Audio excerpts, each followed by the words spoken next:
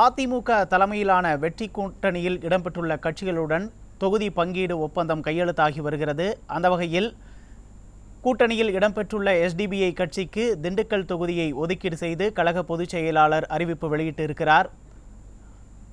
இதனையடுத்து தொகுதி பங்கீடு ஒப்பந்தத்தில் கையெழுத்தாகி இருக்கிறது. இது தொடர்பான காட்சிகளை தற்போது நாம் பார்த்து வருகிறோம். இது பற்றிய கூடுதல் விவரங்களை எமது தலைமை செய்தியாளர் ஜெயக்குமார் வழங்க கேட்கலாம். வணக்கம் ஜெயக்குமார், விவரங்களை பதிவு செய்யலாம். கண்டிப்பாக உமேஷ், அனைத்திந்திய அண்ணா திராவிட முன்னேற்ற கழக தலைமையிலான கூட்டணியில் எஸ்டிபிஐ கட்சிக்கு ஒரு தொகுதி ஒதுக்கப்பட்டிருக்கிறது. அது திண்டுக்கல் நாடாளுமன்ற தொகுதியில் அந்த கட்சி போட்டியிடும் என்று அனைத்திந்திய அண்ணா திராவிட முன்னேற்ற கழகத்துடைய பொதுச் செயலாளர் புரட்சித்தலைவர் எடப்பாடி கே பழனிசாமி அவர்கள் அறிவித்தார்கள். இரண்டு தலைவர்களும் அந்த ஒப்பந்தத்திலே கையெழுத்திட்டிருக்கிறார்கள். மகிழ்ச்சியோடு எஸ்டிபிஐ கட்சியினுடைய மாநில தலைவர் நெல்லை முபாரக் அவர்கள் அதனை ஏற்றுக்கொண்டு தற்பொழுது அனைத்திந்திய அண்ணா திராவிட முன்னேற்ற கழகத்தினுடைய பொதுச் செயலாளர்களுக்கு பூங்கொத்து கொடுத்து மகிழ்ச்சியை வெளிப்படுத்திக் கொண்டிருக்கிறார்கள். திண்டுக்கல் நாடாளுமன்ற தொகுதியிலே எஸ்டிபிஐ கட்சி போட்டியிடும் என அறிவிக்கப்பட்டிருக்கிறது. அதிமுக தலைமையிலான கூட்டணியில் இடம்பெற்றிருக்கக்கூடிய எஸ்டிபிஐ கட்சிக்கு ஒரு தொகுதி ஒதுக்கப்பட்டிருக்கிறது. புதிய தமிழகம் கட்சிக்கு ஏற்கனவே ஒரு தொகுதி ஒதுக்கப்பட்டு அறிவிக்கப்பட்டிருக்கிறது. புதிய தமிழகம் கட்சி தென்காசி தொகுதியில் போட்டியிடும் என அறிவிக்கப்பட்டிருக்கிறது.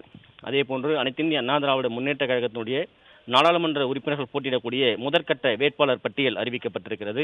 16 பேர் கொண்ட அந்த பட்டியலை அனைத்திந்திய அண்ணா திராவிட முன்னேற்ற கழகத்துடைய பொதுச் செயலாளர் புரட்சித்தலைவர் எடப்பாடி கே பழனிசாமி அவர்கள் அறிவித்தார்கள். அந்த காட்சிகளை நாம் பார்த்தோம். எஸ்டிபிஐ கட்சியினுடைய மாநில தலைவராக இருக்கக்கூடிய நெல்லை முபாரக் அவர்கள் திண்டுக்கல் தொகுதிகளை போட்டியிடுவதற்கு மகிழ்ச்சியை தெரிவித்துக் கொண்டிருக்கிறார்கள். பொதுச் செயலாளர் புரட்சித்தலைவர் எடப்பாடி கே பழனிசாமி அவர்களுக்கு சால்வை அணிவித்து பூங்கொத்து கொடுத்து அந்த மகிழ்ச்சியை வெளிப்படுத்திக் கொண்டிருக்கிறார்கள். சிறுபான்மை மக்களுடைய பாதுகாவலனாக அனைத்திந்திய அண்ணா திராவிட முன்னேற்ற கழகம் தொடர்ச்சியாக அவர்களுக்கு பல்வேறு நலத்திட்டங்களை செய்து கொடுத்திருக்கிறது.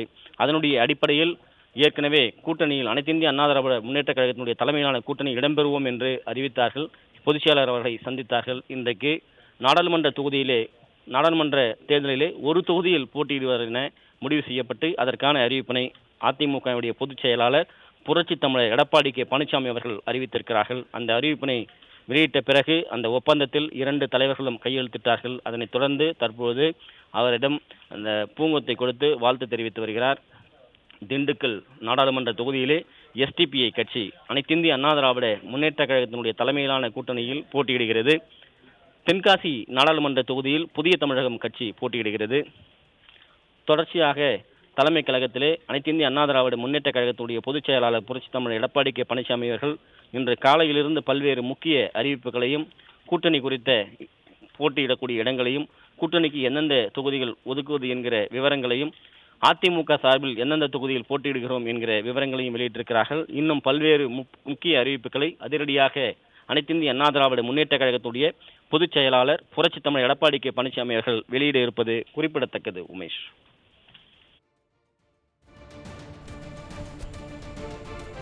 விவரங்களுக்கு நன்றி ஜெயக்குமார்.